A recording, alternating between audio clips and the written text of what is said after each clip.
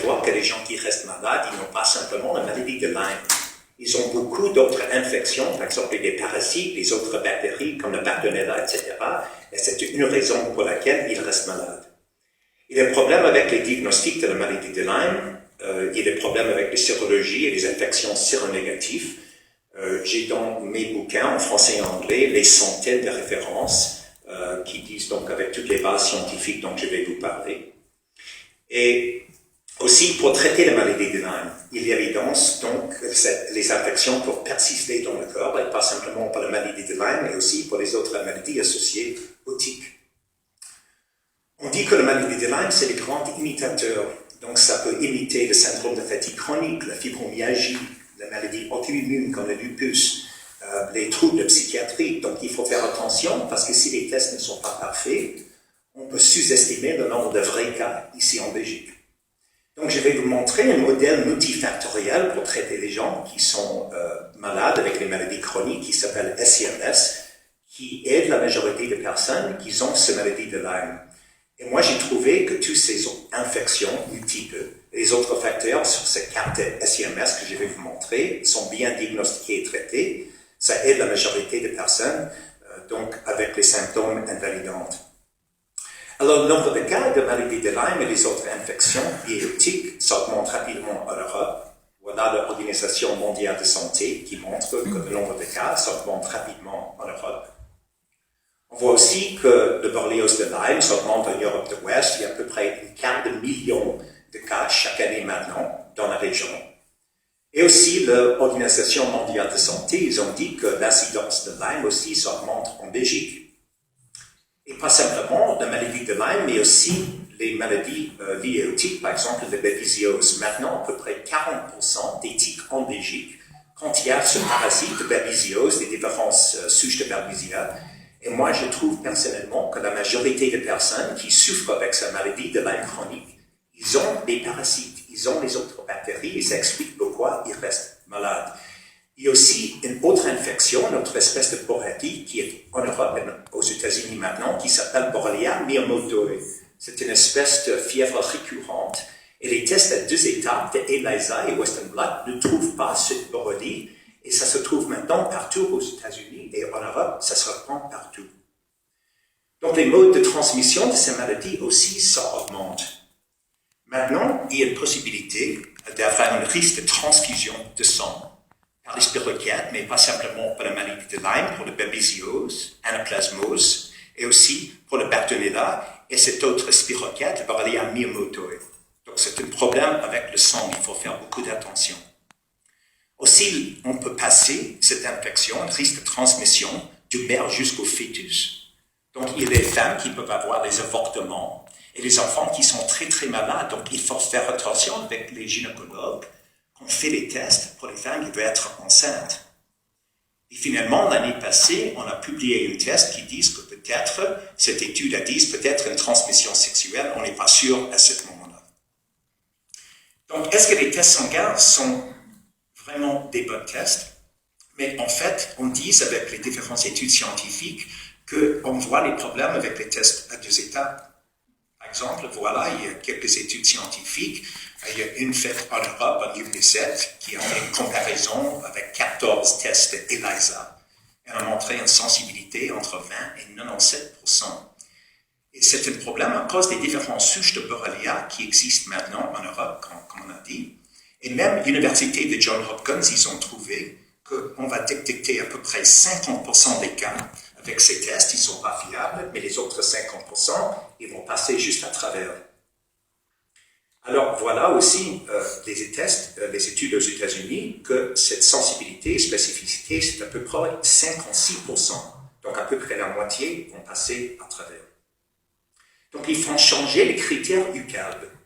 Donc, l'IDSA, the Infectious Disease Society of America, et UCALB, the European Concerted Action of Lyme Borreliosis, ils ont fait une recommandation d'utiliser ces tests à 2 étapes. Mais moi, les gens avec la maladie chronique que je vois aux États-Unis, ces tests ne marchent pas bien.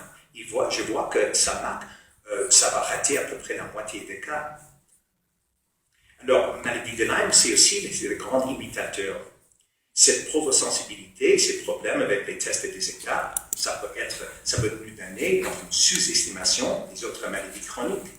Par exemple, dans la littérature scientifique, on voit bien qu'il y a une limitation, par exemple, avec le syndrome de fatigue chronique, la fibromyalgie, les maladies auto-immunes, par exemple le lupus, le paléotyte rhumatoïde, sclérose en plaques, les troubles psychologiques, neurologiques, et même la maladie d'Alzheimer. On trouve maintenant les spiroquettes et même le myriam myeloïdoïde qui se trouve dans les plaques d'Alzheimer dans la littérature scientifique. Alors, comment savoir si j'ai une maladie vectoriologique si les tests ne sont pas fiables? Il y a 6 signes que vos maux et douleurs pourraient être dus à la maladie de Lyme. Premièrement, vous avez des symptômes. La maladie de Lyme est une maladie systémique multiple, ce qui signifie que les gens ne plaignent pas habituellement qu'un seul symptôme, mais remarquez plutôt un ensemble de symptômes. Des symptômes qui vont et qui viennent avec des bons et des mauvais jours. Les douleurs articulaires, musculaires et les névralgies changent de place et migrent autour du corps, et c'est classique pour la maladie de Lyme où ça migre de place en place. Si vous êtes une femme, vos symptômes s'aggravent autour de votre cycle menstruel. Les symptômes améliorent ou s'aggraver lorsque vous prenez des médicaments comme un antibiotique. Et vous avez des tests sanguins positifs pour les maladies de Lyme ainsi que les autres infections liées au tic, par exemple les alvéoliose, babésiose, mais à cause qu'il y a des différentes souches de Borrelia, c'est pas possible que l'ELISA va capturer toutes ces différentes souches. Donc, sont les symptômes dus à la maladie de Lyme. Il y a un questionnaire que j'avais fait, que j'ai utilisé aux États-Unis, et c'était validé dans l'université aux États-Unis, c'est dans mon livre. C'est un outil indispensable pour déterminer la probabilité d'une SIMS, une maladie de Lyme, sans HEM, et on utilise le questionnaire. Et aussi, on peut regarder les 5 bandes, les protéines spécifiques BDA sur le Western blot. Et vous pouvez utiliser pour savoir quelles sont nos chances d'être atteint d'une maladie de Lyme ou une SIMS.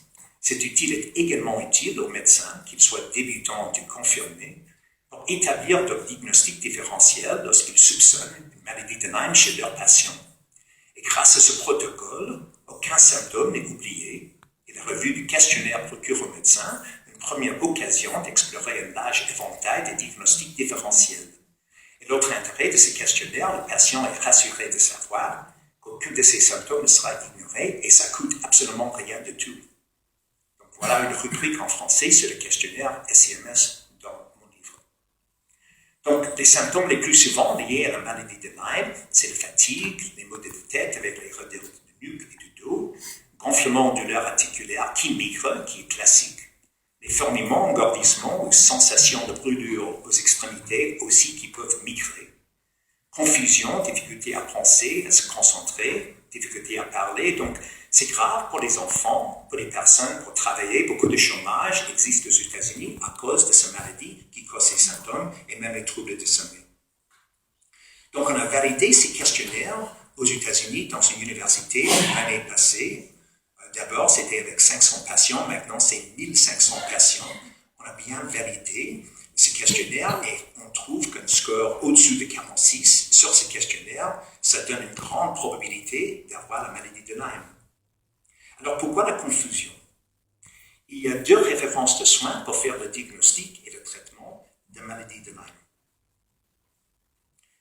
D'abord, la définition des cas de CDC. C'est pas prévu pour utiliser pour un diagnostic clinique. Même le CDC, il dit ça, et voilà, c'est pour le site d'Internet de CDC. Aussi, il y a 2 références de soins pour faire le diagnostic et le traitement de la maladie de Lyme. Ils sont tous les 2 complètement différentes. Donc, l'IDSA, the Infectious Disease Guidelines of America, ils disent que les tests sont fiables et les patients avec la maladie de Lyme persistante, peut-être c'est un phénomène auto-immune, on ne sait pas, on utilise les critères de CDC. Mais les références de soins de ILADS, et moi j'étais membre fondateur, ils disent que les tests ne sont pas fiables et les infections peuvent persister. Et c'est moi que je trouve personnellement, les gens, ils sont beaucoup mieux quand je donne les antibiotiques long terme, et je vais vous montrer les études scientifiques. Et cette SIMS peut dire, voilà, les symptômes persistent. Voilà, le CDC, en 2013, ils ont dit que plus que 50% des médecins aux États-Unis ne traitent pas la maladie de Lyme selon les IDSA. Ils traitent pendant des périodes plus longues. C'est parce que si on fait une analyse de l'évidence des IDSA, on voit que à peu près la moitié de tout ce qu'ils ont dit, ce sont les opinions des auteurs, c'est pas basé sur la science très fort. Alors, est-ce que la maladie de Lyme, est-ce que ça existe dans une forme chronique? Et est-ce qu'on doit traiter avec les antibiotiques long terme?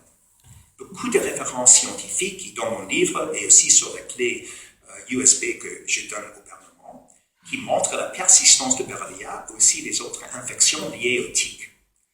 Là, dans la littérature scientifique, on a montré donc, des échecs de traitement dus à la persistance de Borrelia dans la peau, dans les yeux, dans les ligaments, dans les articulations, dans les cellules endothéliales, le système nerveux central et même dans le biofilm. Alors, on voit qu'il y a des grands échecs avec la maladie de Lyme si on utilise des antibiotiques à court terme et aussi des rechutes souvent avec des thérapies à court terme et toutes les références sont là. Alors, est-ce que si on traite avec les antibiotiques à long terme, est-ce que ça marche? Et oui, voilà, il y a 4 études qui montrent les avantages de traitement biométrique de longue durée. Et même les NIH aux États-Unis, qui ont fait des études en double aveugle, 2 sur 3 de ces études, ils ont montré qu'il y a un bénéfice de donner les antibiotiques long terme. Alors, quelle est la solution? Il faut changer le paradigme médical maintenant de la postulat de Poster, qu'il y a une cause pour une seule maladie, d'un modèle multifactoriel, et voilà cette SIMS carte que j'utilise. Donc, l'approche SIMS, maladie de Lyme, appliquée aux maladies chroniques. Voilà le cri d'évaluation en 16 points. On peut avoir beaucoup